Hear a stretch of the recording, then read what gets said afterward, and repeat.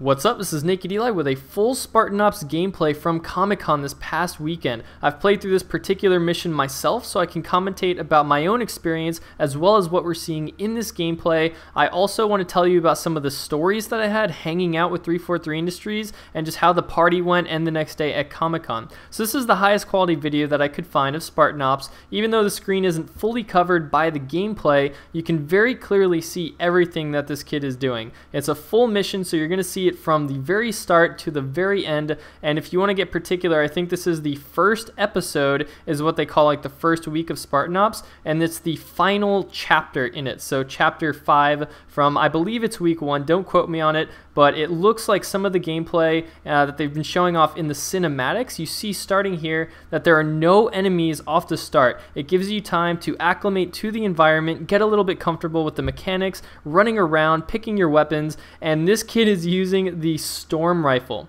Now, a lot of comments on the original video were about how bad this kid was. We saw right there a grenade indicator, by the way, and he's going to light these kids up. The grunt's going down, and then he's going to run into a force field and then shoot it for some odd reason. But I'm pretty sure this isn't legendary difficulty. Like, he just tends to run straight at the enemies and usually survives, especially in the beginning. It's insane about how much this kid just charges and lives. But you wanted to see storm rifle gameplay, so you're going to see tons of that. Later, we're going to see what happens when it overheats. It actually looks pretty sick.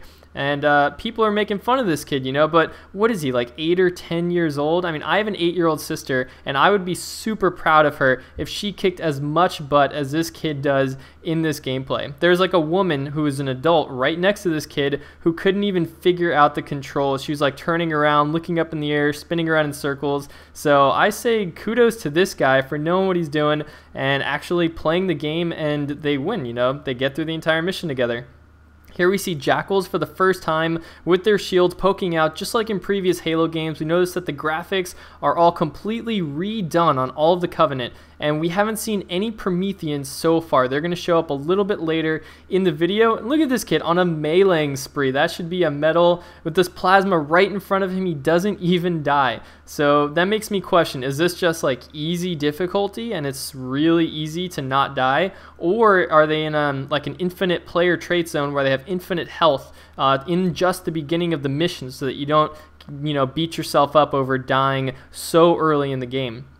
Now right here he's trying to press this shiny little button, but no one really has any idea what's going on. There's right back there, you see the standard triangle that we've seen in Reach to activate a button. So someone's got to do it. I don't know if anyone's going to do it except for him, and his teammate finally does. So now they have to go press those 2 buttons. But first, a phantom dropship's going to come, and we're going to have 2 elites jetpacking with fuel rods. This guy's going to get taken out pretty quickly right here, and he's going to look for the fuel rod, but he is not going to find it. He's going to continue to use that storm rifle. Now you see another activate. He's going to push this button, and in my gameplay, I did the same thing, and I waited for another teammate to press the other button, but I have no idea what his teammates are doing, so he's going to press both of them because he's just a boss like that, 8-year-old boss. So now let me get a little bit more onto track about my stories, the random crazy things that happened right there shooting out the hologram. Basically what happened for me to get into Comic-Con was I was tweeting at 2 in the morning the Wednesday before, and BS Angel, her name's Jessica, she tweeted at me and asked if I was going to Comic-Con. I told her, you know, I don't have tickets, but I'd love to go. And she said, well, we're having a VIP reception in the area if you're local. And I'm in LA, but San Diego's a really fast drive. It's, you know, not too far away, just a couple hours. So I said, of course I'd love to go. Maybe get my hands on Halo 4 again, meet some of the people at 343, and just, of course, have a great time hanging out. So I said, of course, I'd love to go, and I rented a car for the weekend, drove down, took forever to find parking, but I get into this building. It's like the Hard Rock Hotel of San Diego, and the first thing I see is Bravo playing Halo 4. He's the closest person to the door, and I scream his name like, Bravo! And I knew it was him because he's a giant, and he just turns around, and he's like, Eli! He's like, no way! And so then BS Angel appears, and she recognizes me. She's like, where have I seen you before? And it's from the I'm in Love with Halo music video. She said she loves it. She's seen it probably 20,000 times. And I learned that they also shared it as a video. They sent it out as an email to all of 343, so pretty much all their employees have seen it, which is really cool. And when I introduced myself to some of the employees, they were always like, "Are you the guy from the music video?" And I was like, "Yep, that was me." And my buddy TJ, who's the main singer, is my roommate. And we were just playing Halo one day and decided, why don't we make a Halo music video? And then we got our friends who are big YouTubers. They do comedy sketch and production for videos, so we got them to make a music video with us, and it was pretty awesome. Right here we see that this kid had a long way to run from his death. I don't know if he was able to select where he spawned or if he just had to start all the way back there when he died. That means that if we are in an intense mission and we die, our teammates are not going to have us for a very long period of time. Right here, using Covenant weapons long range, which is never a good idea, but the difficulty is so easy, he's going to fly through it no problem.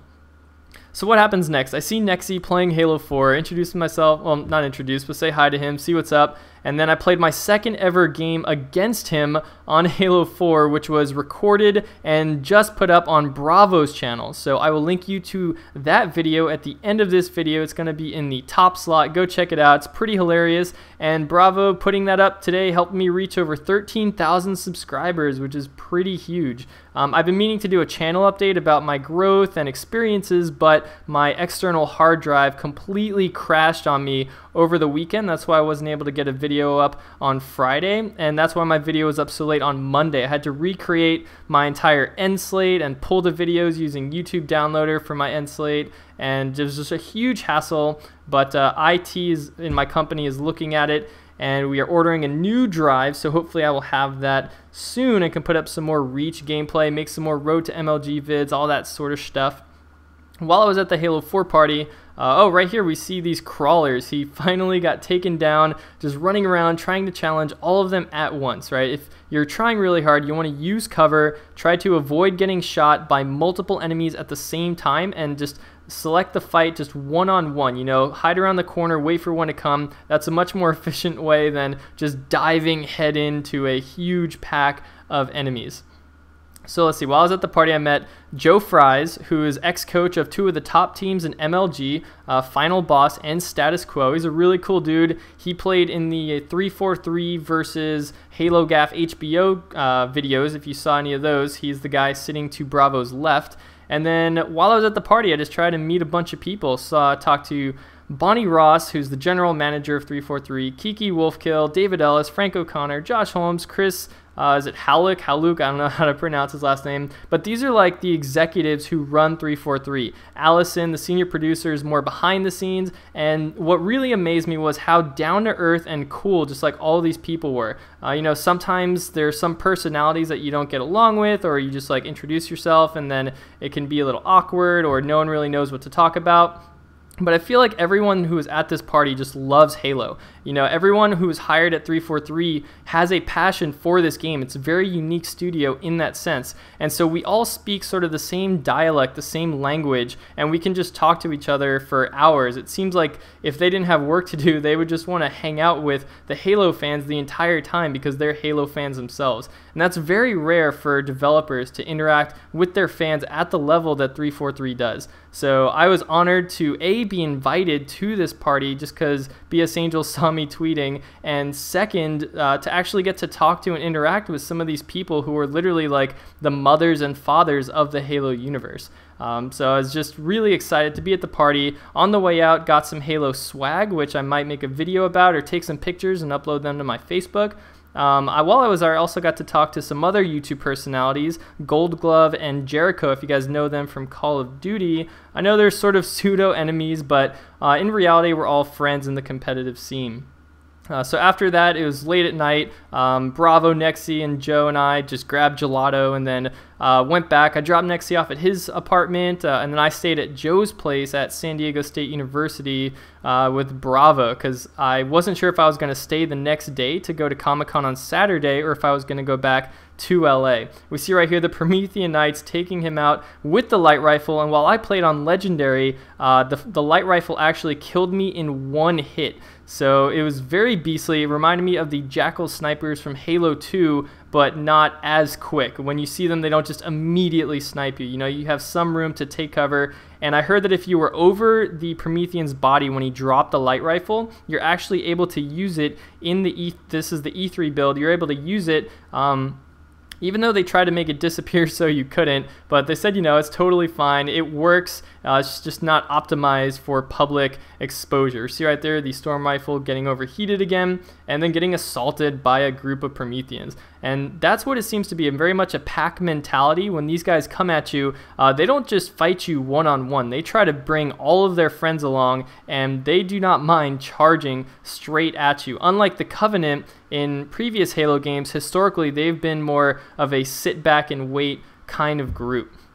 So we're coming to the end on this, but basically he's just going to hit a few more buttons. There's going to be a few more enemies, and then there's going to be a box that I guess you're supposed to capture, kind of like the core in Invasion. But it's kind of crazy. You never know what's going to happen in this Spartan Ops. I really enjoyed playing it just because of that factor. Like in multiplayer, you know you're always going to play first to 600 points or whatever, whereas in Spartan Ops, when you first play through it, it has a very unique feel to it. You don't know what's going to happen next. It's not just like Firefight where phantom dropships are dropping off enemies repeatedly and you just have to clear them out and move forward. There's buttons to press, things to capture, you know, just lots of things that change it up, and I think this is much better than if we had just had Firefight all over again. I know the Firefight people are going to hate me for that, but I think this is just a way to evolve the storyline, picking up the scatter shot right here and completely destroying that Promethean Knight.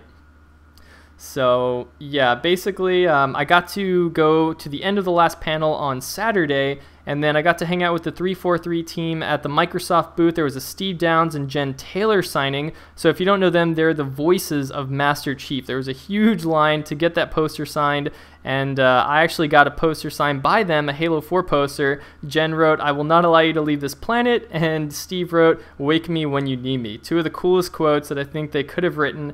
Hopefully I'll be at PAX Prime, take my camera, and take some video of my own.